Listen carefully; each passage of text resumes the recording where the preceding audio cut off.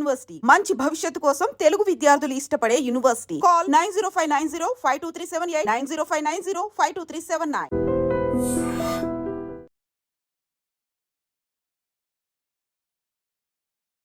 EWS reservation వచ్చి ఎన్ని సంవత్సరాలైంది సార్? ఎందుకు తీసుకొచ్చారు ఈడబ్ల్యూఎస్? అంటే అగ్రవర్ణాలు వాళ్ళలో ఉండబడినటువంటి పేదల ముసుగులో ఇవి వాళ్ళందరికీ కూడా అందుతా ఉన్నాయి.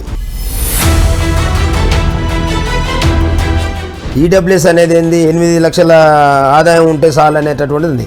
అదే బీసీ ఎస్సీ ఎస్టీలను 2 లక్షలు ఉంటేనే వాడు ధనికుడు అవుతాడు.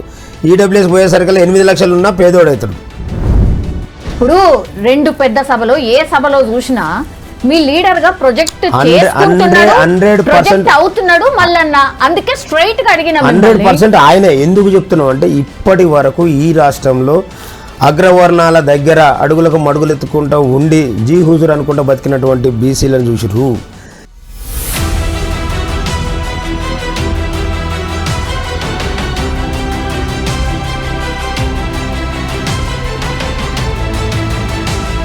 బలపడాలి, బీసీలకు వాటా రావాలి, బీసీలకు రిజర్వేషన్ అమలు కావాలనేటటువంటి దాన్ని కోరుకుంటున్నటువంటి వ్యక్తులుగా బీసీ నినాదం ఎత్తుకున్నటువంటి నాయకునిగా తీర్మాన్ మల్లన్న గారి నాయకత్వంలో పోయి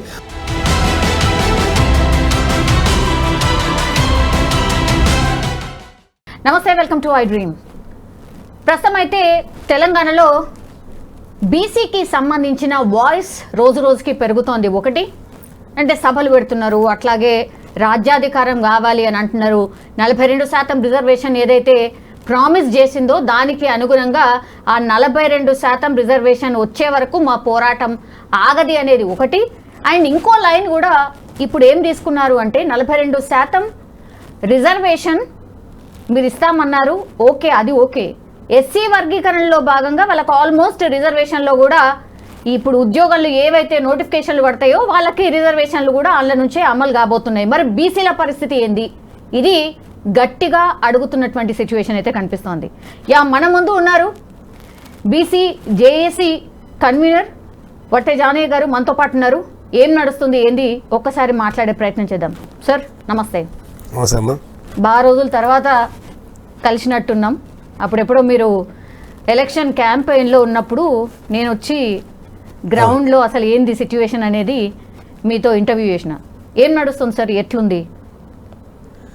అంటే ఈ రాష్ట్ర జనాభాలో సగానికి పైన ఉన్నాం అనేటటువంటి లెక్కలు తేల్చిర్రు. సరే, ఎక్కువ తక్కువ తప్పు ఒప్పు మొత్తానికి మాత్రం తేల్చిర్రు. కానీ భారతదేశానికి స్వతంత్రం వచ్చిన నాటి నుండి కావచ్చు ఇప్పటి వరకు కూడా ఈ రాష్ట్రంలో ఉండబడినటువంటి మైనార్టీలు పరిపాలిస్తున్నటువంటి పరిస్థితి ఈ ఉమ్మడి రాష్ట్రాలలో మాత్రమే ఉంది. భారతదేశంలో ఎక్కడ చూసినా మెజారిటీ ప్రజలు పరిపాలనలో ఉంటారు. కానీ మన దౌర్భాగ్యం ఏంటంటే ఇక్కడ మైనార్టీలు పరిపాలించబడుతూ ఉంటారు. కాబట్టే మెజారిటీ ప్రజల యొక్క అవసరాలు తీర్చేటటువంటి పరిస్థితి లేక ఇంకా గ్రామాలలోకి వెళ్ళినప్పుడు రేషన్ కార్డుల కోసం, డబుల్ బెడ్రూమ్ల కోసం, పెన్షన్ల కోసం, ఉద్యోగాలు లేక ఉద్యోగాల కోసం దరఖాస్తులు పెట్టుకునేటటువంటి పరిస్థితి తెలంగాణలో ఉంది. మేజర్గా తెలంగాణ రాష్ట్రం ఏర్పాటైతే బడుగు బలైన వర్గాలకు మంచి భవిష్యత్తు వస్తుంది అనేటటువంటి నీళ్లు నిధులు నియామకాల నినాదంతో పోరాటం చేసిన దాంట్లో కూడా మేజర్గా బహుజనులే. కానీ వచ్చిన తర్వాత దొర 10 సంవత్సరాలు అధికారంలో ఉండి మళ్ళీ జాతుల్ని ఏ రకంగా నిర్లక్ష్యం చేశారనే దాని మీద కూడా చర్చ జరుగుతూ ఉంది.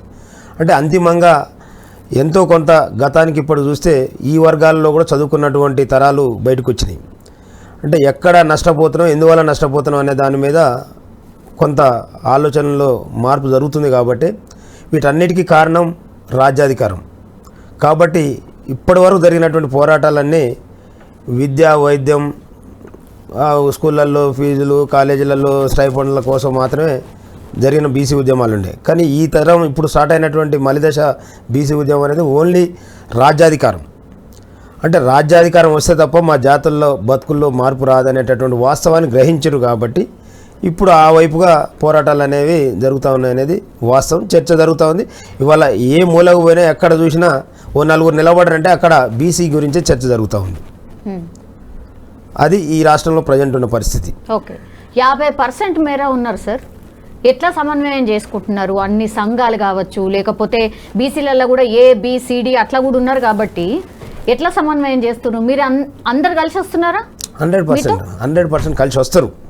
ఎందుకు వస్తారు అంటే ఎవరెంతో వాళ్ళకంతా ఈ ఏదైతే ఈ 56% అని చూపించినటువంటి దాంట్లో ఇవాళ ఎంబీసీలు కావచ్చు, బీసీలు కావచ్చు, ఎవరెవరి జనాభా నిష్పత్తికి అనుగుణంగా వాళ్ళకు అవకాశాలు దక్కుతాయనే దాని మీదనే మా లెక్కలు.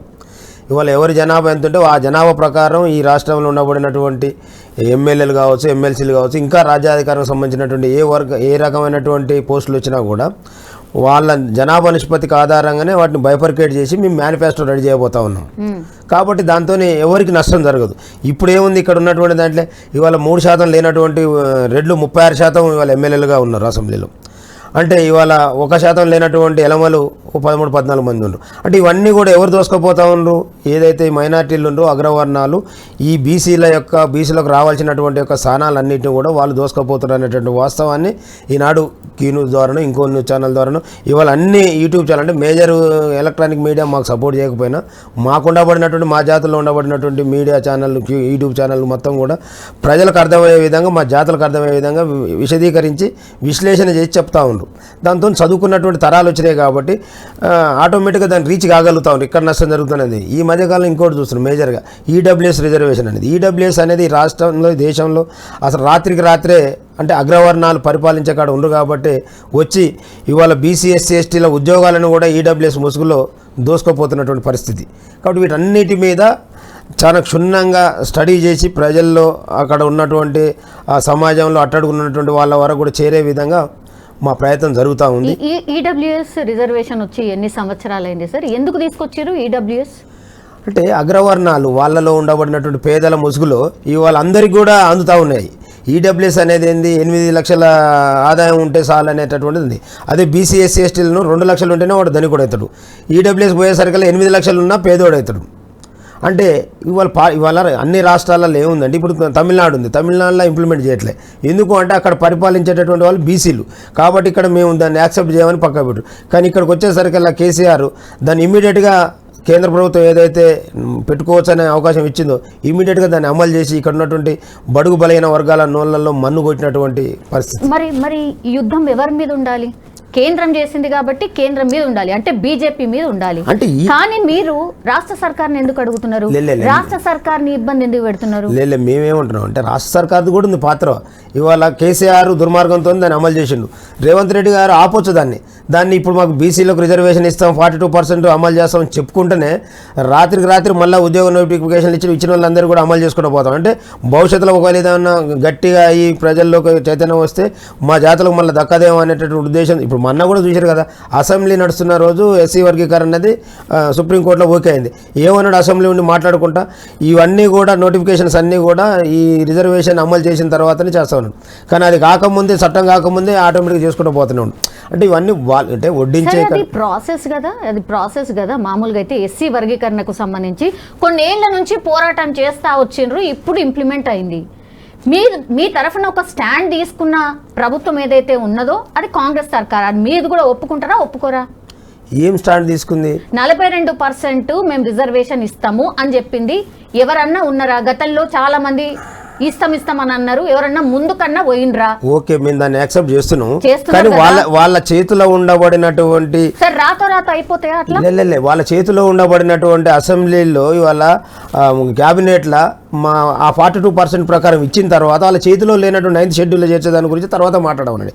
వాళ్ళ చేతిలో ఉండబడినటువంటి కార్పొరేషన్లు ఇచ్చే కాడ 42% ఇచ్చిన తర్వాత 9th షెడ్యూల్ గురించి మాట్లాడదాం, సెంట్రల్ గవర్నమెంట్ మీద ఫైట్ చేద్దాం. ఇవాళ వాళ్ళ సెంట్రల్ గవర్నమెంట్ ఆమోదించాల్సినటువంటి 42% నేను ఇస్తాను ఎన్నికల ముందు బీసీలను మోసం చేసి బీసీలకు మేము ఈ రకంగా ఇస్తాం 20 కోట్ల 20,000 కోట్ల బడ్జెట్ ఎట్లా అంటున్నారు? ఇప్పుడు ఎలక్షన్ ముంగట చెప్పే కదా, దొంగతనంగా కాదు, చెప్పిర్రు, బాజాప్తా చెప్పిండ్రు. 42% మేము ఇస్తామన్నారు. 56% మీరు ఉన్నారు కదా సార్. మీరు ఓట్లు వేస్తేనే కదా ఇప్పుడు సర్కార్ అనేది వచ్చింది. ఆనాడు ఎందుకు అడగలే, ఇప్పుడు ఎందుకు అడుగుతున్నారు అనేది కూడా చాలా మంది అడుగుతున్నారు. మేము ఏమంటున్నాం అంటే మీ చేతిలో ఉన్నది ఇవ్వండి ఇప్పుడు అంటున్నాం. ఇప్పుడు 42% చేసిర్రు, పంపిరు, చట్టం చేసి కేంద్రం మీద ఒత్తిడి పెంచాల్సినటువంటి పరిస్థితి అన్ని పార్టీలు పెంచిన తర్వాత ఆ పార్టీల భవిష్యత్తు ఏందనేది తెలంగాణ మేము చూస్తాం. కానీ మీ చేతులు ఉండబడినటువంటి క్యాబినెట్లో మా జాతలకు ఇచ్చిన దాంట్లో మీ 42% చూపియండి అంటున్నా. మీరు ఇచ్చినటువంటి కార్పొరేషన్ పదవులలో 42% మాకు ఇచ్చి చూపియండి అంటున్నా. ఇది ఇది మీ చేతులది కదా, దీనికి కేంద్రం అవసరం లేదు, 9th షెడ్యూల్ అవసరం లేదు కదా. మీరు మాట అన్నారు, ఓకే, మీకు కృతజ్ఞతలు తెలుపుతా ఉన్నాం మేము కాంగ్రెస్ పార్టీకి. ఎందుకంటే రాహుల్ గాంధీ గారు దేశవ్యాప్తంగా కులగణన అంటా ఉండి దేశవ్యాప్తంగా ఎవరంతా వాళ్ళకంతా అంటుండు, దాన్ని ఇక్కడి నుంచి మోడల్గా ప్రవేశపెట్టిన అంటున్నా, అది ఈ రాష్ట్రం నుంచి మొదలవుతుంది అన్నాడు. ఓకే, మీ చిత్తశుద్ధి మీ చేతులు ఉన్నటువంటి వాటిలో ఇవ్వమని మేము రిక్వెస్ట్ చేస్తా ఉన్నాం. సార్ రిక్వెస్ట్ చేస్తున్నారా? నిన్నటి సభలో కాంగ్రెస్ సర్కార్ మీకు 42% రిజర్వేషన్ ఇస్తాము అని ఇంతగానం కులగణన అన్ని వేసిన కాంగ్రెస్ పార్టీని, లేకపోతే వాళ్ళ తరఫున రిప్రజెంట్ చేస్తున్న సీఎం రేవంత్ రెడ్డిని ఎట్లా ఎన్ని మాటలు అంటున్నారు సార్? సార్ అంత పెద్ద సీఎం రేవంత్ రెడ్డి గారు ఎట్లా ముఖ్యమంత్రి అయినారు? ఎట్లా అయింది సార్ మీరు చెప్పాలి. మా ఓట్లే కదా, మేము బీసీలో అందరము. వినండి అమ్మా, మీరెంత వాళ్ళ ఓట్లతో వార్డు మెంబర్ కూడా గెలవడు. మీకు లెక్కలు తెలియకపోతే తెలుసుకోండి. నేను ఏమంటున్నానంటే ఇక్కడ దుర్మార్గం ఏంటంటే తెలంగాణ రాష్ట్రం వచ్చిన తర్వాత రాష్ట్రాన్ని ధనిక రాష్ట్రాన్ని కేసీఆర్ చేతిలో పెడితే 10 సంవత్సరాలు ఈ రాష్ట్రాన్ని ధనిక రాష్ట్రాన్ని కాస్త దరిద్ర రాష్ట్రంగా మారుస్తున్నటువంటి వాస్తవాలు గ్రహించినటువంటి ఇక్కడ ఉన్నటువంటి బడుగు బలైన వర్గాల భవిష్యత్తులో మార్పు రాలేదు. కాబట్టి ఇవాళ అందరూ కూడా తెలంగాణ రాష్ట్ర సమితికి వ్యతిరేకంగా ప్రత్యామ్నాయ పార్టీగా కాంగ్రెస్ పార్టీని చూజ్ చేసుకున్నారు. కాబట్టి వాళ్ళు కాంగ్రెస్ పార్టీ ఏదో రేవంత్ రెడ్డి గొప్పతనం ఇంకో ఆయన గొప్పతనం కాదు, ఇక్కడ ఉన్నటువంటి ప్రజల గొప్పతనం.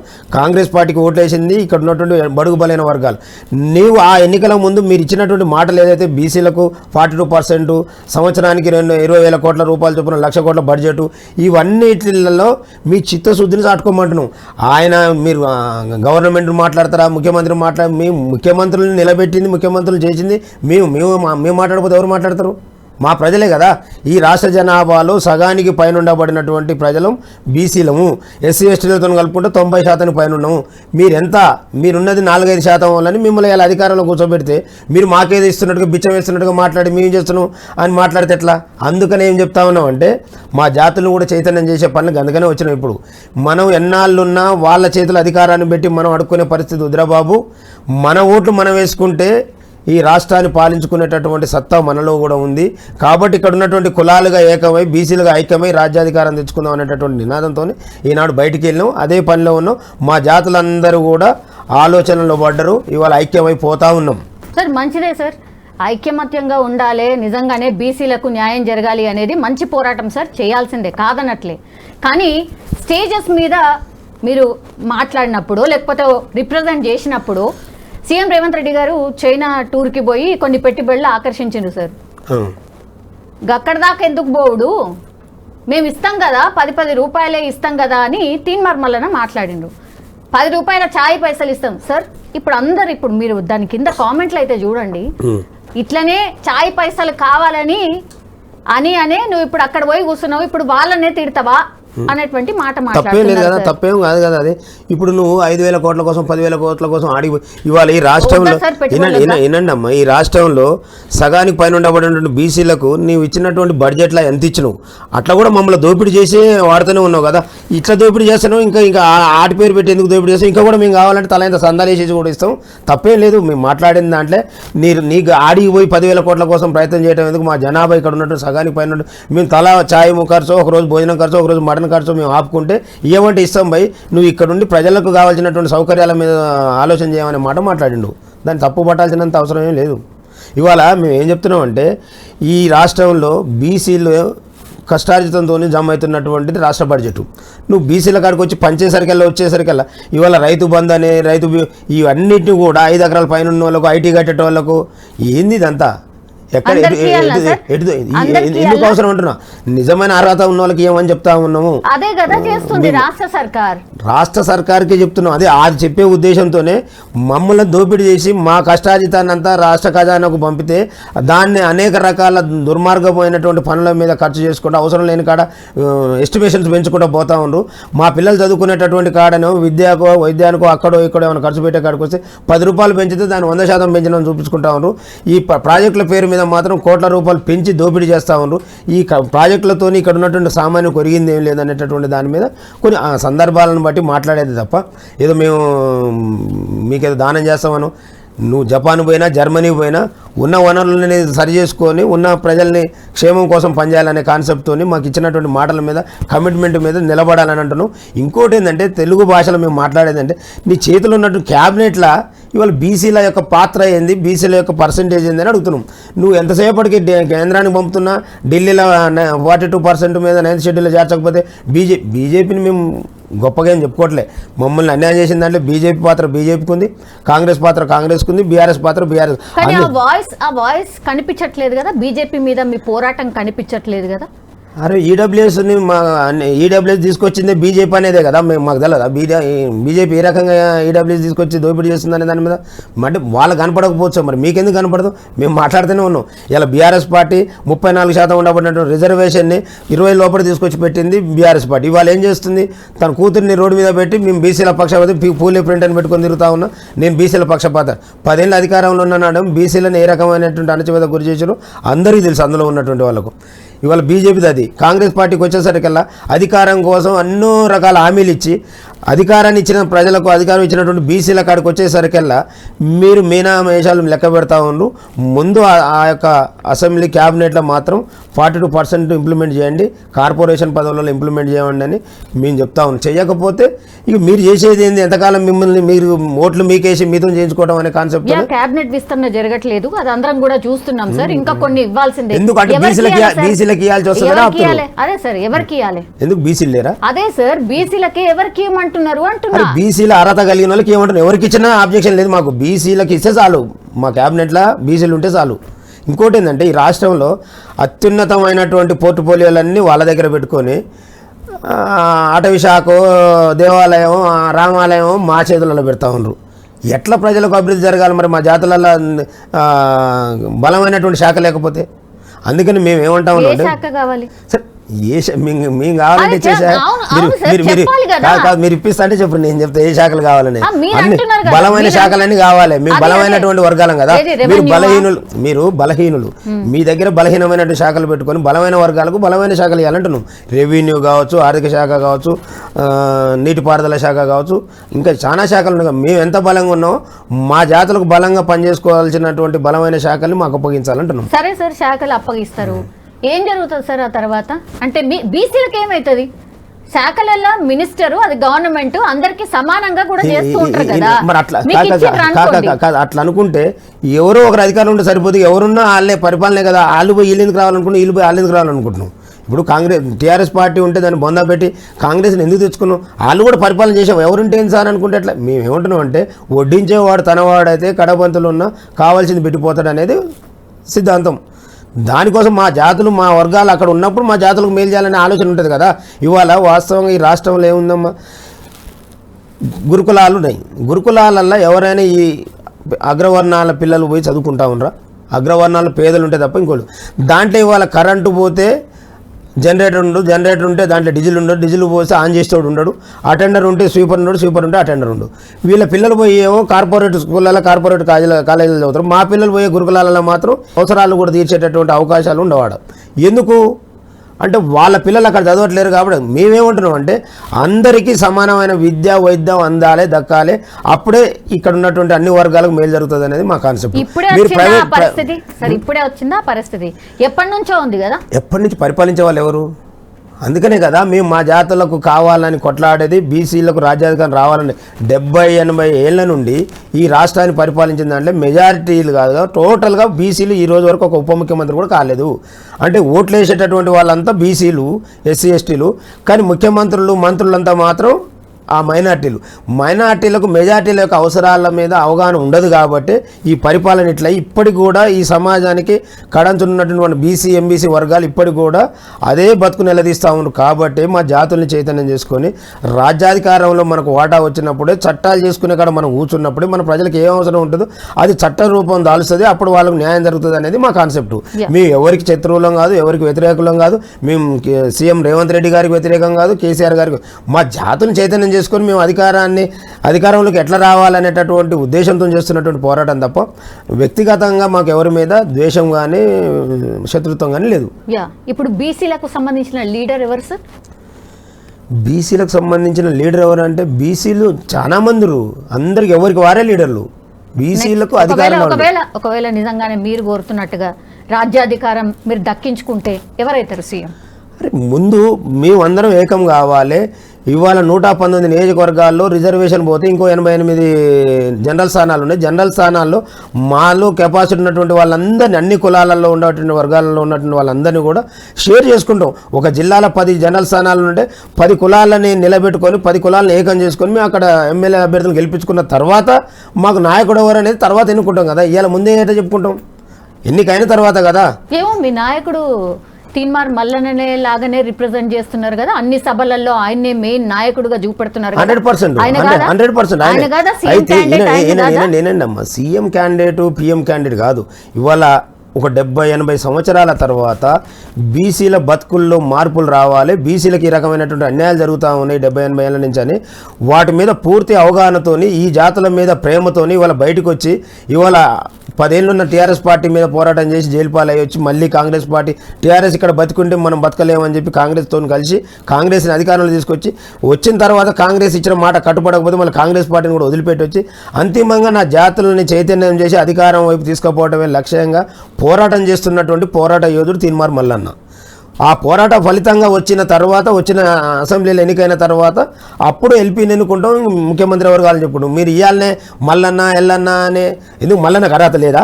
ఎందుకు కాకూడదు? నేను అడుగుతున్నా సార్, మీరు మల్లన్న నన్ను అడుగుతున్నారు అంటే మీరు మల్లన్న చూడట్లేదా అంటున్నా. నేను ఏమంటున్నా అంటే మీరు మల్లన్నే స్పెసిఫిక్ ఎట్లా అంటే మల్లన్న కాడ ఏం తక్కువ ఉంది చెప్పండి. ఈ రాష్ట్రాన్ని పరిపాలిస్తున్నటువంటి ఇప్పుడున్నటువంటి నాయకుడిని కావచ్చు, గతంలో పాలించినటువంటి నాయకుడు కావచ్చు, ఏం తక్కువ ఉంది అని నేను అడుగుతున్నా సార్. మిమ్మల్ని సీఎం క్యాండిడేట్ గా ఎందుకు చూస్తలేరు అని అంటున్నా. నేను మేమేమంటున్నాం అంటే మాది ఉద్యమ పందా. ఇప్పుడు మా జాతుల్ని మా యొక్క భావజాల వ్యాప్తి చేసేటటువంటి పనిలో దానికి నాయకత్వం వహిస్తూ ఉండు మల్లన్న నాయకత్వం వహించిన తర్వాత ఈ 88 రిజర్వేషన్ లేనటువంటి జనరల్ స్థానాలలో మా అభ్యర్థులను పెట్టి గెలిపించేటటువంటి పాత్ర ఆయన నెత్తిన పెట్టుకొని మోస్తూ ఉండు. వచ్చిన తర్వాత ఆ రోజు ఉన్నటువంటి పరిస్థితులను బట్టి వాళ్ళ మల్లన్న కావచ్చు, ఇంకెవరైనా కావచ్చు, ఓకే మా లక్ష్యం బహుజనులు, బీసీలు రాజ్యాధికారంలోకి రావాలి. వాళ్లకు ఇక్కడ జరుగుతున్నటువంటి 70-80 ఏళ్ళలో జరిగినటువంటి అన్యాయాలు మేము చూస్తున్నాం కదా. రోజుకొక బాంబు వెలుస్తూ ఉండు మల్లన్న మా క్యూని ఛానల్ ద్వారా. అంటే ఇప్పటి వరకు రెడ్లు ఎంతమంది ఏ స్థానాలలో ఉండరు, మళ్ళా తర్వాత మిగతా జాతులు ఎక్కడున్నాయనే దాని మీద పూర్తి అవగాహన కల్పిస్తూ ఉండు. అంటే ఇవాళ మా నాయకుడు 100% ఎవరు ఒప్పుకున్నా ఒప్పుకోకపోయినా తీన్మార్ మల్లనే మా నాయకుడు. కానీ మీ ఇప్పుడు అంటే రెండు వర్షన్స్ చెప్తున్నారు సార్. మీరు కన్ఫ్యూజ్ ఉన్నారా లేకపోతే నన్ను కన్ఫ్యూజ్ చేస్తున్నారా అంటే లేకపోతే మీరు అడిగిన ప్రశ్నలో మీరు ఇట్లా మల్లన్న ఇట్లా అవుతుండు కదా అని అన్నప్పుడు నేను చెప్పినాం. నో సార్, నేనేం అనలేదు. ఇప్పుడు 2 పెద్ద సభలో ఏ సభలో చూసినా మీ లీడర్ గా ప్రొజెక్ట్ అవుతున్నాడు మల్లన్న. అందుకే స్ట్రైట్ గా అడిగిన 100% ఆయనే. ఎందుకు చెప్తున్నాం అంటే ఇప్పటి వరకు ఈ రాష్ట్రంలో అగ్రవర్ణాల దగ్గర అడుగులకు మడుగులెత్తుకుంటూ ఉండి జీ హుజూర్ అనుకుంటూ బతికినటువంటి బీసీలను చూసిర్రు. ఏమైనా చేస్తే అంతో ఇంతో సరే, మా ఆర్ కృష్ణయ్య గారు కావచ్చు, ఇంకో ఆయన కావచ్చు, బీసీలకు స్టడీ సంబంధించినటువంటి కావచ్చు, ఫీజులు కావచ్చు, ఇంకోటి కావచ్చు, వీటిల్లో మౌలిక వసతుల కోసం పనిచేసినటువంటి బీసీ సంఘాలు చూసారు. కానీ రాజ్యాధికారం కావాలి, బీసీలమే ముఖ్యమంత్రులుగా పోవాలి, బీసీలటువంటి ఉన్నటువంటి అన్ని వర్గాలు కలిస్తే రాజ్యాధికారం తథ్యం అనేటటువంటి వాస్తవాలను చెప్పినటువంటి దమ్మున్నటువంటి నాయకుడు తీన్మార్ మల్లన్న. ఇవాళ ఆయన వచ్చి బీసీ వాదం వెతుకున్న తర్వాతనే ప్రజలలో కదలికలు వచ్చినాయి. మొన్నటి వరకు ఉద్యమాలు వేరు. ఇప్పుడు తీన్మార్ మల్లన్న వచ్చిన తర్వాత ఇంకో మాట మాట్లాడిండు. రెడ్ల అగ్రవర్ణాలు వర్సెస్ అంటే ఓసీలు వర్సెస్ బీసీలు అంటున్నారు. అంటే ఓసీలు అనే వాళ్ళు ఇలా 5 ఏళ్లకు సంబంధించినటువంటి రిజర్వేషన్ పొంది ఉన్నారు కాబట్టి వాళ్ళకు మనకు పొత్తు లేదు. మన జాతులు మనం ఏకమైపోతే మనం అధికారాన్ని తీసుకొచ్చుకుంటే మన జాతులు బాగుపడతాయి అంటే మీకు రాజ్యాధికారం దక్కితే ఓసీల ఓట్లు మీకు వద్దు. అవసరం మా ఓట్లు మాకు చాలా అయితే కదా. అదే ఓసీల ఓట్లద్దు, ఓసీల గురించి కూడా మీరు పట్టించుకోరండి. అంటే అందులో ఉన్నటువంటి పేద వర్గాలను కూడా మాతో కలుపుకోపోతాం. ఎందుకంటే ఈడబ్ల్యూఎస్ తోని అసలు రిజర్వేషన్ పొందాల్సిన వాళ్ళకి లేకుండా ఈ దోపిడీదారులే వేసుకపోతా ఉన్నారు. అక్కడ కూడా పేదవాళ్ళు చాలా మంది మా కాళ్ళ శత్రువులు కాదు. ఎవరైతే అధికారంలో ఉండి ఈ జాతుల్ని తక్కువ చేసి ఈ జాతుల్ని అణచివేసినటువంటి వాళ్ళకే మేము వ్యతిరేకం. మిగతా వర్గాలతో మాకేముంటుంది. యా, ఇప్పుడు తీన్మార్ మల్లన్న మాట్లాడుతూ అంటే గతంలో ఆయన ఎమ్మెల్సీ కాకంటే ముందు సార్ కాంగ్రెస్ గురించి తిరిగిండు. గతంలో డిఫరెంట్ పార్టీస్లో ఉండే కాంగ్రెస్ టికెట్ ఇచ్చి ఎమ్మెల్సీ అయిండు కాబట్టి ఆయనకు అంతో కొంత గుర్తింపు వచ్చింది. ఇప్పుడు ఆ పార్టీనే తిడుతున్నాడు. రేపు తెల్లవారి మీరే ఒక పార్టీ పెట్టిండ్రు అనుకుందాం, బీసీల పార్టీ పెట్టిండ్రు, రేపు మిమ్మల్ని కూడా తిట్టారు అన్న గ్యారంటీ ఏమైనా ఉందా? అంటే మీకు అర్థం కావాల్సింది ఏంటంటే ఇవాళ కాంగ్రెస్ పార్టీ టికెట్ ఇస్తే తీన్మార్ మల్లన్న గెలిచినాను. తీన్మార్ మల్లన్న కాంగ్రెస్ పార్టీని ఎత్తుకుంటే కాంగ్రెస్ పార్టీ అధికారంలోకి వచ్చిందన్న విషయాన్ని మాత్రం మీరెందుకు గుర్తు చేస్తలేరు? ఇవాళ 10 సంవత్సరాలు తెలంగాణ ఇచ్చినామని చెప్పుకున్నా ఎన్నడూ ఆ పార్టీని ఎవరు పరిగణలోకి తీసుకోలే. తీన్మార్ మల్లన్న 10 సంవత్సరాలు కేసీఆర్ మీద పోరాటం చేసి జైలు జీవితం అనుభవించడం మీ అందరికీ. ఆ తర్వాత కాంగ్రెస్ పార్టీని ఎత్తుకొని ఈ రాష్ట్రంలో ఉండబడినట్టు మెజార్టీ దాదాపు 70-80 నియోజకవర్గాలకు పోయి ప్రచారం చేసి మా బీసీ వర్గాలని ఏకం చేసిండు. ఇంకా కేసీఆర్ కనుక మనకు మళ్ళీ అధికారంలోకి వస్తే మనకు బతుకులు ఉండవు, మనల్ని ఇంకా అణచివేస్తాడు అనేటటువంటి వాస్తవాలు చెప్పి కేసీఆర్ అనేటోని ఈ రాష్ట్రం నుంచి పంపించాలి అంటే ప్రత్యామ్నాయం మనకున్నటువంటి పార్టీ కాంగ్రెస్ పార్టీ అని ఎత్తున పెట్టుకొని కాంగ్రెస్ పార్టీని అధికారంలో తెచ్చిండు. నువ్వు అధికారంలో తెచ్చిన విషయాన్ని మర్చిపోయి వాళ్ళు కాంగ్రెస్ పార్టీ టికెట్ ఇస్తే మల్లన్న గెలిచిండు. మల్లన్న ఇండిపెండెంట్గా పోటీ చేసిన రోజే 39 సీరియల్ ఉన్న కాడ 1,00,000 ఓట్లు వేసారు. మన దగ్గర ఉన్నటువంటి ఇండిపెండెంట్ గా పోటీ చేస్తే అయిపోతుండే కదా. ఇప్పుడు ఇదంతా రచ్చ జరిగేది కాదు కదా. ఆయన సస్పెండ్ కాకపోయేది సార్. ఒక పార్టీ నుంచి రిప్రజెంట్ చేసే బదులు ఇండిపెండెంట్ గా గెలిస్తే అయిపోతుండే. ఒక శత్రువుని ఎదుర్కోవాలంటే ఇంకొక శత్రువుని మిత్రునిగా చూసుకోవాల్సినటువంటి సందర్భంలో కాంగ్రెస్ పార్టీ పక్కన చేర్చుకొని, అది కూడా రాహుల్ గాంధీ గారు రాష్ట్రంలో కాదు దేశంలో కులగానం జరగాలి, బీసీలకు ఎవరెంతో వాళ్ళకంత వాటా దక్కాలని నినాదాన్ని ఎత్తుకున్న తర్వాత కాంగ్రెస్ పార్టీ పక్కన చేరి ఈ రాష్ట్రంలో టీఆర్ఎస్ పార్టీని బొందబెట్టడం కోసం ఒక పెద్ద వ్యూహాన్ని రచించినటువంటి వ్యక్తి మేధావి తీన్మార్ మల్లన్న. ఆయన వ్యూహం ప్రకారమే కాంగ్రెస్ పార్టీ అధికారంలోకి వచ్చిన తర్వాత ఆయన ఎమ్మెల్సీకి పోటీ చేసిండు, గెలిచిండు. ఇవాళ మరి అట్లా అనుకుంటే ఆయన పక్కకి వెళ్ళిన తర్వాత ఇంకా చాలా ఎమ్మెల్సీలు పోటీ చేశారు, ఒక్కడు కూడా గెలవలేదు కదా అధికారంలోని కూడా. ఒకవేళ ఆయనని గెలిపించడం అని చెప్పుకునేటోళ్ళు మన ఇళ్ళని కూడా గెలిపించాల్సిండే కదా మొన్న. అయితే అక్కడి నుంచి వచ్చిన తర్వాత బీసీలకు ఇచ్చిన మాట మీద అన్నిట్లలో రిజర్వేషన్ అమలు చేయాలి, క్యాబినెట్లో చేయాలి, కార్పొరేషన్ పదవులలో చేయాలి, ఉద్యోగాలలో భర్తీ చేయాలి.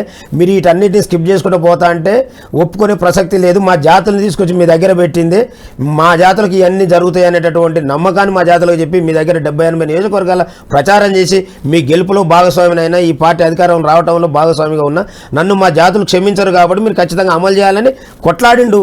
ఇలా కులగణంలో తప్పులున్నాయని మాట్లాడిండు. మీరు ఒప్పుకున్నట్టే ఇస్తున్న హామీలని నెరవేర్చమని మాట్లాడితే మీరు పార్టీ నుంచి సస్పెండ్ చేస్తే, మీ పార్టీల నుంచి సస్పెండ్ చేస్తే భయపడలేదు కదా. నన్ను పార్టీ నుంచి సస్పెండ్ చేసినా ఇంకోటి చేసినా నా వాదం, నా నినాదం బీసీల యొక్క రాజ్యాధికారం, బీసీలకు రావాల్సిన వాటా దక్కాల్సిందే. ఎమ్మెల్సీకి ఎందుకు చేస్తాడు? ఎమ్మెల్సీ అలా అయ్యా జాగిర్లా లేకుండా ఇంటి నుంచి ఇచ్చారా? ఎమ్మెల్సీ మా జాతులు ఓట్లేసే గెలిచిండు కదా. ఏమన్నా మీ ఓసీలు ఓట్లేసే గెలిచిండా? ఈ రాష్ట్రంలో మా జనాభా ఎంత 90% ఉన్నటువంటి మా జాతులు ఓట్లేసే. మీరు అట్లంటే ఒకవేళ మీకు దమ్ముంటే మేము రాజీనామా చేస్తాం, అక్కడ ఉన్న వాళ్ళందరినీ రాజీనామా చేయమనండి. బీసీల ఓట్లతో గెలిచిన వాళ్ళు అందరూ రాజీనామా చేస్తే ఫస్ట్ ముందు వరుసనే మళ్ళీ నుండి రాజీనామా చేస్తాడు. ఎందుకు చేసిండు కదా. నన్ను రాజీనామా చేయమంటే మీరు అందరూ రాజీనామా చేసినండి, నేను రాజీనామా చేస్తాను అన్నాడు. ఇప్పుడు నేను చేస్తున్న మల్లన్న పక్షాన్ని నేను ఛాలెంజ్ చేస్తున్నా. మీకు దమ్ముంటే ఒకవేళ మీరు మీ ఛానళ్ళకు పిలిపించి వాళ్ళందరినీ రాజీనామా చేసి పోటీ చేయమనండి, మేము మల్లన్నతో రాజీనామా చేయించి పోటీ చేస్తాం. రేపు ఎవరు గెలిస్తే వాళ్ళదే ఛాలెంజ్ మీరు స్వీకరిస్తారని చెప్పండి వాళ్ళ పక్షాన. ఓకే, మీ మాట ఎట్లాగూ వ్యూవర్స్ ద్వారా పోతుంది కాబట్టి వింటే వాళ్ళు కూడా రెస్పాండ్ అవుతారేమో చూద్దాం సార్. మా దగ్గరనే పిలిచి మేమే డిబేట్ చేద్దాము. అదే అంటున్నా, మీరు ఒకవేళ అదేమని ఉంటే నేను వస్తా, ఏ రోజు చర్చకు పిలిచినా నేను వచ్చి కూర్చుంటా. ఎందుకంటే మేము 70-80 ఏళ్ళ నుంచి మేము ఓట్లు వేస్తుంటే అధికారాన్ని అందుకొని తిరిగేటోళ్ళు. ఇక రేపు 2028లో మీరు అధికారం ఎట్లా వస్తుందో చూస్తాం కదా. మా జాతులు చూస్తున్నాం, రోజు మీ ఐ డ్రీమ్లో మీ ఇంటర్వ్యూలు చూస్తున్నాం, అన్ని ఛానల్లో వచ్చి చూస్తున్నాం, మా వర్గాలు ఏం మాట్లాడుతున్నాయో చూస్తున్నాం, మాకు జరుగుతున్న అన్యాయం ఎందుకు వింటాము. కాబట్టి చూసుకుందాం, టైం ఉంది కాబట్టి ఎందుకు ఇప్పుడు ఇంకా తొందరపాటు. పార్టీ వస్తుందా సార్? బీసీకి సంబంధించిన పార్టీ వస్తుందా? బీసీల యొక్క రాజ్యాధికారం కోసం ఏది అవసరం ఉంటే అన్నీ వచ్చి కూర్చుంటాయి. రాబోతుందా? చెప్తున్నాం కదా మేము, అంటే మాకు అంతిమంగా 2028 మీ టార్గెట్. దానికోసం ఏమి కావాలన్న కొండ మీద కోతులను కూడా తీసుకొచ్చి కోసం పెడతాం ముందర. ఒక పార్టీనే కాదు, అన్నిటికి సిద్ధమవుతా ఉన్నాం. రేపు స్థానిక సంస్థల్లో చూపిస్తాం కదా. ఓకే, అంటే స్థానిక సంస్థల ఎన్నికల లోపే మీ పార్టీ వస్తుందా, లేదంటే ఏ పార్టీ తరఫున ఉన్నా కూడా బీసీలే పోటీ చేయాలి, అదా మీ నినాదం? ఏంటి మీ నినాదం? బీసీ మేము బీసీలుగా చట్టసభల్లోకి, స్థానిక సంస్థల్లోకి ప్రవేశం రావాలి నేరుగా. జనరల్ స్థానాలంటే అవి ఓసీలకు కేటాయించినటువంటి సీట్లు కావు. అక్కడ అందరూ పోటీ చేసే అర్హత ఉన్నటువంటిది. బీసీలకు ఎక్కడ రిజర్వేషన్ లేవు, స్థానిక సంస్థలు కొద్దిగా గొప్ప ఉన్నాయి, చట్టసభలకు వస్తే ఎక్కడ లేవు. ఈ విషయాల మీద మా జాతులను చైతన్యం చేసుకొని మేము పోటీలకు వస్తాం. అంతిమంగా 2028లో రాజ్యాధికారంలోకి వస్తాం.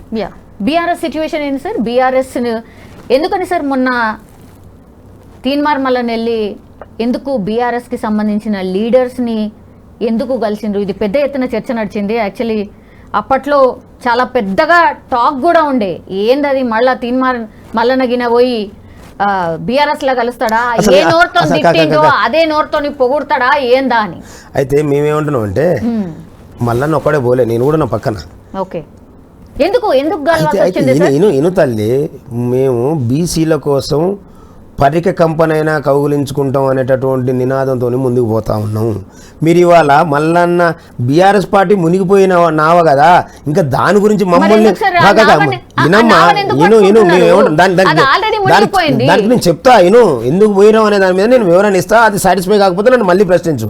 మేము ఏమంటున్నాం అంటే బీసీలకు 42% రిజర్వేషన్ కోసం అసెంబ్లీలో తీర్మానం పెడతా ఉన్నారు. అసెంబ్లీలో తీర్మానం పెట్టే సందర్భంలో అధికార పార్టీగా కాంగ్రెస్ పార్టీ, ప్రతిపక్ష పార్టీలుగా బీజేపీ, బీఆర్ఎస్, ఎంఐఎం పార్టీలు ఉన్నాయి. అంటే మేము ఏమంటున్నాం అంటే ఈ రాష్ట్రం నుండి ఐక్యంగా ఈ 42% అనేది బిల్లు పాస్ చేసి కేంద్రానికి పంపిస్తే అక్కడ పోయి మాట్లాడే క్రమంలో ఈ రాష్ట్రం అంతా ఐక్యంగా కోరుకుంటుంది కాబట్టి అని ఒక వాయిస్ ఇవ్వటం కోసం మేము బీసీ వాదాన్ని బలపడాలి, బీసీలకు వాటా రావాలి, బీసీలకు రిజర్వేషన్ అమలు కావాలనేటటువంటి దాన్ని కోరుకుంటున్నటువంటి వ్యక్తులుగా బీసీ నినాదం ఎత్తుకున్నటువంటి నాయకునిగా తీన్మార్ మల్లన్న గారి నాయకత్వంలో పోయి ఒక కేటీఆర్కే కాదు, ఎంఐఎం ఎల్పీ లీడర్ గెలిచినాం, బీజేపీ హరీష్ రెడ్డి గారు గెలిచినాం, సిపిఐకి పోతే సిపిఐ వాళ్ళు లేకుండా ఆఫీసులు ఇచ్చి వచ్చినాం, అన్ని పార్టీలను కలిసి ఏకగ్రీవంగా బిల్లు తీర్మానానికి సపోర్ట్ చేయండి అని ఇచ్చినాం. అంటే దాని ఉద్దేశం ఏంటంటే కేంద్రంలోకి పోయిన తర్వాత ఈ రాష్ట్రంలో ఏదైనా పార్టీలు ఏమన్నా వ్యతిరేకించిన అనే మాట రాకుండా ఉండాలి అంటే మేము పోయి ఇప్పుడు అధికార పార్టీ వాళ్ళు ప్రతిపక్ష పార్టీని రిక్వెస్ట్ చేయలేరు కదా, మాకు కావాల్సినటువంటి రిజర్వేషన్ కాబట్టి మేము బీసీ సంఘాలుగా పోయి అన్ని పార్టీలను అడిగినప్పుడు వాళ్ళు చాలా పాజిటివ్గా చెప్పారు, మేము కూడా అదే అనుకుంటున్నాం అన్నారు. కాబట్టి ఆ మాట మీద కలిసి ధర్మం కాబట్టి కలిసి వచ్చినాం. దాని మీద ఏదేదో కోడిగుడ్డు మీద ఈగినట్టుగా మేమేంది మా స్థాయి మళ్ళీ టీఆర్ఎస్ పార్టీకి పోయి మళ్ళీ వాళ్ళ మాటగా వాళ్ళ చేతలుగా చెప్పుకుంటానికైతే ఇంత పోరాటం చేసి 100 రోజులు జైలుకు పోయి కాంగ్రెస్ పార్టీని అధికారం రావడం కోసం కష్టపడాల్సిన అవసరం. ఇవాళ ఏ పార్టీ కూడా బీసీల కోసం చేసింది ఏ పార్టీ లేదు. బీసీలను అడ్డం పెట్టుకుని అన్ని పార్టీలు మనుగడ సాగిస్తూ ఉన్నాయి. కాబట్టి మేమే ప్రత్యేకంగా బయటకు వచ్చి మేము కాంగ్రెస్ పార్టీకి అంత పని చేసి చాలామంది అనుకుంటారు అధికారాన్ని తెచ్చిందని కష్టపడు అధికారాన్ని ఆయన అధికారం అనుభవించడానికి అనుకుంటే గల్లనే ఉండాలి ఆయన. కానీ నా జాతులు అనుభవించాలి, నా జాతుల కష్టాలు తీరాలి, మా జాతులు జరగాల్సినటువంటి న్యాయం జరగట్లేదనే దాని మీద పోరాటం చేసి బయటకు వస్తే మళ్ళీ పోయి మీరు కేటీఆర్ని కలిసి కాబట్టి మళ్ళీ తిట్టిన నోడుతున్న ఏందండి అది ఆ స్థాయి ఆలోచన ఎవరికి వస్తుంది? చాలా కింది స్థాయి అంటే చాలా లోయర్ ఉన్నటువంటి వాళ్ళు ఆలోచన చేయాలి. మేజర్గా అంటే ఒక గొప్పగా ఆలోచన చేసేటటువంటి వాళ్ళకి అది రాదు. మేము ఎంఐఎం కలిసినాం, ఎంఐఎంలో కూడా మేము పోయి పార్టీలు జాయిన్ అవుతాం, సిపిఐలో కలిసినాం, సిపిఐలో పోయి జాయిన్ అవుతాం. ఎట్లా ఈ తప్పుడు మాటలు మాట్లాడతారు? ఒక ఉద్యమ నాయకుడు ఇవాళ బీసీల కోసమే కాదమ్మా, ఇవాళ కేసీఆర్కు 10 ఏళ్ళు ప్రతిపక్షంగా ఉండి కొట్లాడిన మునగాడు తీర్మార్ మల్లన్న కదా. వీళ్ళంతా యాన్న ఉండి లాస్ట్కు వాళ్ళ మీద వ్యతిరేకత వచ్చిన తర్వాత నేనని వచ్చి అధికారంలోకి వచ్చి కూర్చున్న వాళ్ళు వీళ్ళు ఆయనకు వీళ్ళకి ఎక్కడ పోలికలు పెడతారు మీరు? కాబట్టి ఆయనను ప్రశ్నించేటప్పుడు కొంత ఆలోచన చేయాలి. కాకపోతే అండి వీళ్ళ అగ్రవర్ణాల అధికారం కూలిపోయేటటువంటి దశకు వస్తుంది కాబట్టి వాళ్ళు ఏదైనా మాట్లాడతారు. మల్లన్న అంటోని మీద ఏదో రకమైనట్టు నిందలేయాలి అంతే తప్పితే వాళ్ళ నిందల్లో కానీ వాళ్ళ ఆరోపణలో కానీ ఎలాంటి వాస్తవం లేదు. ప్రజలు నవ్వుకుంటా ఉండరు ఇలాంటి మాట. సేమ్ అదే నిమిషంలో ఒకటే నిమిషం ఇక్కడ ఈయనకి రిప్రజెంటేషన్, అక్కడ ఎంఐఎంకి ఇచ్చినాం, ఇక్కడ బీజేపీకి ఇచ్చినాం, ఇంకా సిపిఐకి ఇచ్చినాం. మీరు ఓన్లీ బీఆర్ఎస్ మీదనే ఎందుకు డిస్కషన్ పెడతా ఉండరు? మీలో ఉన్నటువంటి దుర్మార్గపు బుద్ధే కదా. అవునంటారా కాదంటారా? నేను ఇచ్చిన వివరణ వాస్తవా కాదా? నేను లైవ్లో ఉన్నా కదా. అంటే వాళ్ళది అడగకపోతే ఏమైతుంది అనేది కూడా ఒక వర్షన్ ఉండే. ఏమైతుంది అయితే మీరేమంటారు? ఇక రేపు పొద్దుగాల ఇదే ప్రశ్న నువ్వు ఈ సీట్లో కూర్చొని నన్ను ఏమంటావు అంటే, అవును మీరు బీసీలో కావాలంటారు పార్టీ, మరి నా 42% అధికార పార్టీ పెట్టిన ప్రతిపక్ష పార్టీలో కనీసం విజ్ఞాపన పత్రం అని ఇస్తే ఏమైందా? మీరు కావాలనుకుంటారు కదా, ఇక్కడ అంతా ఐక్యంగా అడుగుతున్నారు అనే వాస్తవాన్ని మరి ఎవరు చూపించుకోవాలి? మీరే చూపించుకోవాలి కదా అని మాట. మళ్ళీ మీరు అన్నప్పుడు ఏం చేయాలి? మేము ఎట్లా అడుగుతామని ఎట్లా అంటాం? మేము ఏమంటున్నాం అంటే మా జాతుల మేలు జరగటం కోసం పరిక కంపతోనైనా కౌగులించుకుంటాం అనేటటువంటి నినాదంతో ముందుకు పోతా ఉన్నాము. మా జాతులకు మేలయ్యే విషయంలో ఎవరి కాళ్ళైనా పడతాం, ఏళ్ళైనా పడతాం, మేడ మీద కత్తైనా పెడతాం. మేము సాధించుకోవడం కోసం మా ప్రయత్నం మేము చేస్తాం. అందులో భాగమే తప్ప ఇంకా వేరే మాకు వాళ్ళకి ఏముంటుంది? ఓకే, అన్ని పార్టీస్ ఎట్లా రెస్పాండ్ అయినాయి సార్? ఇప్పుడున్న పరిస్థితులలో రెస్పాండ్ కాక ఇంటికాడ కూర్చొని పిలిచి రండి మీకోసం మేము చేస్తున్నాం అది చేస్తున్నాం అని చెప్పే కాడికి వచ్చారు. మీరు చూసారా ఒక గొప్ప విషయం, ఈ రాష్ట్రంలో జరిగినటువంటి ఒక గొప్ప మార్పు. 4 ఎమ్మెల్సీలు మన భర్తీ అయితే 5 ఎమ్మెల్సీలు భర్తీ అయితే 5కు 5 ఓసీలుగా లేనటువంటి ఎస్సీ ఎస్టీ బీసీలతోని అలా మండలిలో కూర్చోబెట్టినటువంటి చరిత్ర మొత్తం నువ్వు రిపీట్ అంటే జరిగినటువంటి 1950 నుంచి తీసుకుంటావు 40 నుంచి తీసుకుంటావు ఎక్కడి నుంచి తీసుకుంటూ చూసుకోండి. అగ్రవర్ణాల పార్ట్ లేకుండా ఎమ్మెల్సీలుగా ఎంపిక చేసినటువంటి చరిత్ర ఉందా? సో ఫస్ట్ విజయం అదే అనుకుంటున్నారా? 100,000% బీసీలలో వచ్చినటువంటి కదలికలను చూసి ఈ ప్రభుత్వాలలో వచ్చినటువంటి మార్పులు, ఈవెన్ లాస్ట్ సిపిఐ పార్టీకి ఒక్క అవకాశం వస్తే ఎన్నో ఏళ్ల తర్వాత అది కూడా మా బీసీ యాదవ్ బిడ్డకు దక్కటం. ఇక్కడ అద్దంకి దయాకర్ ఎన్నోసార్లు ఈ అగ్రవర్ణాలు అడ్డం పెట్టుకుంటూ వచ్చారు. కానీ మొన్న బీసీ వాదం బలపడ్డ తర్వాత అద్దంకి దయాకర్ని కావచ్చు, మా శంకర్ నాయక్ గారిని కావచ్చు, మన శ్రావణ్ గారిని కావచ్చు, లాస్ట్కు విజయశాంతిని ఎక్కడ పోయినా ఎన్నో రకాలుగా పక్క పెట్టినటువంటి విజయశాంతి గారిని కావచ్చు, ఒక్క రౌండ్లో బీసీలు ఒక 2 నెలలు చేసినటువంటి చర్చకు 5 ఎమ్మెల్సీలు మండలిలో అడుగుపెట్టారు. రేపటి నుంచి మా వాళ్ళ వాదం ప్రజల్లోకి పోతుంటే మేము అసెంబ్లీని ఫుల్ఫిల్ చేయలేమా? అది ఎందుకంటే బీసీ వాదానికి వచ్చినటువంటి బలంగా మేము బీసీలకు సంబంధించి ఒకటి మొన్న ధర్నా జరిగింది సార్ ఢిల్లీలో, మీరున్నారా అందులో? లేము. ఎందుకు సార్? మరి అందరం కలిసే ఉన్నామని చెప్పారు కదా, ఎందుకు లేరు? అంటే మేమేమంటున్నాం అంటే ఈయన ఇక్కడ రాష్ట్రంలో ఇవ్వాల్సినటువంటి నాయకుడు ఈయన ఇవ్వాల్సింది ఇవ్వకుండా పోయి ఢిల్లీలో కూర్చొని ఢిల్లీలో ఉన్నటువంటి పార్టీల మీద ఆయన ఏదో ప్రతాపం చూపించుకోవడం కోసం ఆయన స్వార్థం కోసం చేస్తున్నటువంటి ఉద్యమాలల్లో ధర్నాలల్లో మేము ఎట్లా పోయి నిలబడతామండి? మేము ఏమంటున్నాం అంటే నీకు అక్కడ చిత్తశుద్ధి ఉంటే నీకు అధికారాన్ని ఇచ్చింది బీసీ వర్గాలు కదా, నీకు క్యాబినెట్లో పెట్టు మా 42% నీకు బీసీలలో గ్రూప్స్ ఉన్నాయి అంటున్నారు, అంతే కదా సార్? బీసీలు అంతా ఒకటే, నో గ్రూప్స్. ఎవరినో ఒకరేనండి. మరి మొన్న ఢిల్లీలో జరిగిన దానికి మీరు కూడా పోవాలి కదా సార్, అందరూ ఒకటే చోట ఉండాలి కదా. మేమేమంటున్నాం అంటే మొన్న బిజినెస్ పిల్ల ఒక జ్యోతిబా పూలే విగ్రహావిష్కరణ జరిగింది. వాస్తవంగా మేమే ఫస్ట్ మాతోనే డిస్కస్ చేసారు, తర్వాత దాన్ని హైజాక్ చేశారు. ఎట్లా అక్కడ ఉన్నటువంటి ప్రజాప్రతినిధులని వాళ్ళని ఒక రెడ్లను కూడా దాని మీద పెట్టారు. మేము ఏమనుకుంటుంటే మేము ఒక లైన్ తీసుకున్నాం, మేము చేసే ఉద్యమాలలో ఓసీలని వర్సెస్ బీసీలు కానీ మేము ముందుకెళ్ళిపోతా ఉన్నాం.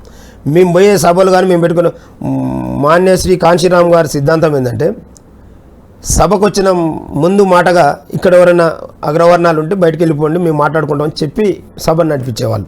ఎందుకు అంటే వాళ్ళు అభివృద్ధి చెందినటువంటి కులాలు, ఆలోచనలు పెరిగినటువంటి కులాలు, వాళ్ళు మనోళ్ళని 100 మంది జమ చేసిన తర్వాత వాళ్ళు ఒక్కడో చాలా కూర్చుంటే మన మీదనే నెగిటివ్ చెప్పి మన జాతులను డిస్టర్బ్ చేసేటటువంటి చాతుర్యం ఉన్నటువంటి వర్గాలు. కాబట్టి మేము ఏమనుకుంటున్నాం, మేము ఒక బేస్ చేసుకున్నాం, మాకు వాళ్లకు వద్దు. ఇప్పటి వరకు ఈ రాష్ట్రంలో ఉన్నటువంటి మా వర్గాలను దోపిడీ చేసి వాళ్ళ 500 సంవత్సరాలు సరిపోయే మందం అన్ని రకాలుగా లబ్ధి పొందారు. కాబట్టి ఇక నుండి వాళ్ళతో అడ్డంగా గీత గీసుకొని మేము పనిచేద్దామని మేము డిసైడ్ అయినాం. మా దాంట్లో కూడా ఒకరిద్దరు ఉంటారు కదా కొంతమంది, సరే వాళ్ళని అడ్డం పెట్టుకొని పోయి వాళ్ళు ధర్నా చేయొచ్చు. ఇక్కడ మేము ఆ ధర్నాకు మా వైపు నుంచి పోకపోవడానికి గల కారణం ఏంటంటే ముందు నువ్వు కాంగ్రెస్ పార్టీగా నీకు అధికారం ఇచ్చినావు, ఇక్కడ మేము మాకు ఇవ్వాల్సినటువంటి దాంట్లో మా లెక్క ప్రకారం మా రిజర్వేషన్ నువ్వు తర్వాత 9th షెడ్యూల్ చేర్చకపోతే అందరం కలిసి అక్కడ కొట్లాడదాం. కానీ ఒత్తిడి ఎక్కువైతుండే కదా సార్, మీరందరూ కూడా పోయి ఉంటే. మేమేమంటుంటే ఒత్తిడి ఎక్కువ కాదు, ఇక్కడ ఒత్తిడి తగ్గించుకోవడం కోసం అక్కడ వేషం వేస్తా ఉన్నారు. మేము ఆ వేషాలని ఇంకా ఇప్పటికీ 78 ఏళ్ళ నుంచి మా జాతర పోవాలంటారు, మునిగిపోయే నావల్ని కూడా తీసుకెళ్ళిపోయి ముందుకు పోతామంటారు, మళ్ళనేమో ఇట్లా ఆలోచిస్తారు. ఎట్లా మేము ఏమంటున్నాం అంటే కాంగ్రెస్ పార్టీ కదా ధర్నా పెట్టింది, కాంగ్రెస్ పార్టీ ఇక్కడ ఇచ్చినాక ధర్నాకు పిలుపునేమనండి మేమే మా జాతులు తీసుకొని పోయి కూర్చుంటాం అంటే నువ్వు ఇవ్వాల్సిన కాడ అసెంబ్లీలో ఎందుకు మా క్యాబినెట్లో ఇవ్వట్లేవు, క్యాబినెట్లు ఇచ్చినాక మాట్లాడంటు నువ్వు క్యాబినెట్లో కానీ ఉద్యోగాలను మాకు ఫుల్ఫిల్ చేసి ఇక రండి ఇక్కడ మీకు అన్ని రకాలుగా మీకు ఇచ్చిన మాట మాకు 1,00,000 కోట్ల సంవత్సరానికి 20,000 కోట్ల బడ్జెట్ పెడతా అన్నారు. మొదటి సంవత్సరం 9,000 కోట్లు 8,000 కోట్లు 9,000 కోట్లు మొన్న 11,000 కోట్లు. నువ్వు ఇక్కడనే మాట తప్పుతున్నావు కదా, నిండా 1 సంవత్సరం కాకముందే నువ్వు ఇంప్లిమెంట్ చేయట్లే. నీతో ఇంకా మేము వచ్చి మీ పక్కన కూర్చుంటే మా జాతులు మమ్మల్ని ఏమంటాయి, అరే వాళ్ళు ఒకటంటే ఒకటి అమలు చేయట్లేదు, ఒకటన్నా 100% చేయట్లేదు, ఇంకా మనం వాళ్ళ పక్కన ఎట్లా పోయి ధర్నాలో కూర్చుంటాం అనేది మా జాతులు అడగవా? ఎవరో కొంతమంది సమాజానికి సమాధానం చెప్పాల్సిన అవసరం లేదని పోతాం. కానీ మేము ఇక్కడ సమాజానికి సమాధానం చెప్పేటటువంటి పద్ధతుల్లో మా ఉద్యమం సాగుతూ ఉంది. కాబట్టి మేము అందరూ వాళ్ళ లెక్క మేము మా లక్ష్యం మేము ఏం మమ్మల్ని వాళ్ళు చెప్తే కాంగ్రెస్ పార్టీ చెప్తే పోయి మేము అందరిని కలిసినాం, వాళ్ళందరినీ కలవడం మా బాధ్యత కూడా. రేపు మేము అవసరం వస్తే మేమే అందరం పట్టుకొని మీకు. కానీ ఇక్కడ నువ్వు ముందు చేయాల్సిన పని చేయి, నీ తప్పిదాన్ని పక్కన మీద నూకుతా అని దానికి మా బీసీలను వాడుకుంటా అంటే ఇంకా పిచ్చోళ్ళమా, ఇంకా వెనకడ బీసీలమా? ఇవాళ తెలివైన బీసీలం కదా, మలిదశ బీసీ ఉద్యమకారులం కదా. ఇప్పుడు నెక్స్ట్ ఇప్పుడు కేంద్రం మీద మీ పోరాటం సీరియస్ గా ఉండబోతోందా? ఎందుకంటే ఇంప్లిమెంట్ చేయాల్సింది వాళ్ళే కాబట్టి వాళ్ళ మీద ఏమన్నా డిఫరెంట్ కార్యాచరణ తీసుకోబోతున్నారా? ఇంకోటి చెప్పనా మేడం గారు, వీళ్ళ మీద వాళ్ళ మీద ఇవి అయిపోయినాయి. మా జాతుల మీదనే మేము ప్రయోగం చేస్తూ ఉన్నాం. మా జాతుల్ని చైతన్యం చేసుకున్నాం. ఓట్లు మా కాడ ఉన్నాయి కదా, ఇక మీతోనే ఇప్పుడు పెట్టాల్సిన ప్రపోజల్స్ అన్నీ పెట్టినాం. ఈడబ్ల్యూఎస్ని రద్దు చేయాలని కేంద్రానికి అల్టిమేటం ఇచ్చినాం. ఈ రాష్ట్రంలో ఉన్నటువంటి బీజేపీ కాంగ్రెస్ బీఆర్ఎస్లో కూడా చెప్పినాం, మీరు ఇక్కడ ఉన్నటువంటి బీఆర్ఎస్ పార్టీకి మీరు వర్కింగ్ ప్రెసిడెంట్ని ఇంకోనే మా బీసీలను ప్రకటించండి, లేకపోతే భవిష్యత్తులో ముఖ్యమంత్రిని బీసీని చేస్తా అంటే చెప్పండి. ఇంతకుముందు దళితుని చేస్తానని ఎగ్గొట్టినట్టు కాకుండా మీ స్టాండ్ అయితే ఇప్పుడు బీజేపీ మీ ముఖ్యమంత్రిని చేస్తా ఉంటుంది, కాంగ్రెస్ పార్టీ మేము భవిష్యత్తుగా ఇదే లాస్ట్ ముఖ్యమంత్రి ఓసీ ముఖ్యమంత్రి వాళ్ళు కూడా ఒప్పుకుంటాం. మేము ఏమంటున్నాం అంటే మేము ఇంకా ఈ పార్టీల కాడికి పోయి బీఫామ్లు అడుక్కొని ఆ బీఫామ్ల కోసం వెయిట్ చేసి తీసుకొని పోయి మళ్ళీ మేము వాళ్ళ కాడ ఎమ్మెల్యేలకు పోయి చేతులు కట్టుకుని కూర్చుంటారు సిద్ధంగా లేము. మా ఓట్లు మేము వేసుకుంటే అధికారమే మాది కదా, చట్టాలు మేమే పక్కనే ఉంది తమిళనాడు రాష్ట్రం. వేళ తమిళనాడులో ఏ రకమైన 69% రిజర్వేషన్ అమలు చేసుకుంటా ఉన్నాం, అక్కడ మైనార్టీలకు రిజర్వేషన్ ఇస్తూ ఉన్నాం. మేము ఇక్కడ ఎందుకు జరగదు అది అంటున్నాం. మాకు మేము చైతన్యం కావడం కోసం మేము ప్రయత్నం, ఇంకా మేము వాళ్ళ మీద వాళ్ళు మాకు చేసినటువంటి దౌర్భాగ్యాల మీదనే ప్రజలకు చైతన్యం చేస్తాం. బీజేపీ ఏం చేసింది, బీఆర్ఎస్ ఏం చేసింది, కాంగ్రెస్ ఏం చేసింది, కాబట్టి మనం అందరం వెళ్ళిపోదాం. ఇలా బీసీలుగా ఏకమైదాం. ఇవాళ నిన్న మొన్నటి వరకు కులాల మధ్య స్విచ్లు పెట్టి ఒక ఆయన గొర్రెలు ఇచ్చిన, ఒక ఆయన బర్రెలు ఇచ్చిన, ఒక ఆయనకు లొట్టి ఇచ్చిన, ఒక ఆయన చేపలు ఇచ్చి మాకు అంతర్యాన్ని పెంచి ఈ పార్టీలు అధికారంలోకి వచ్చినాయి. ఇప్పుడు మేమేమంటున్నాం అంటే కులాలుగా ఏకమైదాం, బీసీలుగా ఐక్యమైదాం, అంతిమంగా రాజ్యాధికారాన్ని అందుకుందాం, ఆ తర్వాత ఎవరి వాటా ప్రకారం వాళ్ళ భాగాలు షేర్ చేసుకొని పరిపాలన కొనసాగించుకుందాం అనే లక్ష్యంతో ముందుకు పోతున్నాం. మా మధ్యన వేరియేషన్ లేదు, ఇక పెట్టలేరు ఎవరు కూడా. ఓకే, అది జరగబోయేది. నెక్స్ట్ మీ కార్యాచరణ ఏంటి సార్? చెప్తూనే ఉన్నాం కదా, ఇక మాకు అంతిమంగా 2028లో సీఎం కుర్చీ, రాజ్యాధికారమే, 18 మంది క్యాబినెట్లు, 40 మంది ఎమ్మెల్సీలు వస్తాయి మా జాతులకు. మొత్తం మీరే ఒక్క 60 సీట్లు ఎమ్మెల్యేలను క్రాస్ చేస్తే 40 ఎమ్మెల్సీలు వస్తాయి, 40 కార్పొరేషన్లు వస్తాయి, ఇంకా స్థానిక సంస్థలు జిల్లా పరిషత్లు వస్తాయి, 33 జిల్లా పరిషత్లు, 33 జడ్పీటీసీలు, 33 వైస్ చైర్మన్లు, మున్సిపల్ కార్పొరేషన్లు, మేయర్లు.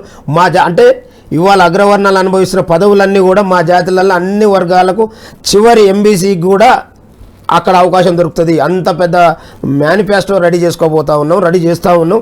అదంతా చివరి ఎంబీసీ కుటుంబానికి కూడా రీచ్ అవుతుంది.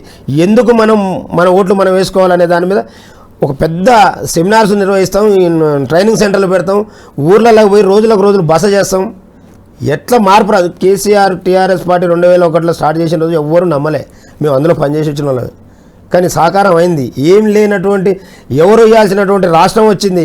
ఇక్కడ మేము ఇచ్చుకునేదే కదా, మా ఓటు మేము ఇచ్చుకుంటే మాకు రాజ్యం వస్తుంది. ఇది పెద్ద కష్టమైన పని కాదు. మాకు 3 సంవత్సరాల టైం ఉంది. మా చక్కగా కొడితే 1 సంవత్సరం చాలు. మేము 2 నెలలు పనిచేస్తే 5 ఎమ్మెల్సీలు అసెంబ్లీకి పోయిర్రు, మండలికి పోయిర్రు. ఇంకా కాదా, 2 నెలల ఫలితం వచ్చిన రిజల్ట్ అది. మేము కరెక్ట్ 1 ఇయర్ కూర్చుంటే మీరే మళ్ళా మా టైం కోసం ప్లీజ్ జానయ్య గారు మాకు టైం వేయండి, మిమ్మల్ని స్టార్టింగ్లో ఇంటర్వ్యూ చేసిన అనే సీన్లోకి వస్తారు మీరు అంటే మేము అంత బిజీ అయిపోతాం. నమ్మాలి, నమ్మకం ఉంటే సాధ్యమవుతుంది ఏదైనా. All the best sir, all the very best. And ఒకవేళ నిజంగానే మీ రాజ్యాధికారమే వస్తే, నిజంగానే మేము కూడా ప్లీజ్ సార్ ఇంటర్వ్యూ ఇవ్వండి అనే స్టేజ్లోకి వస్తే పట్టజానయ్యని ఎక్కడ చూడొచ్చు?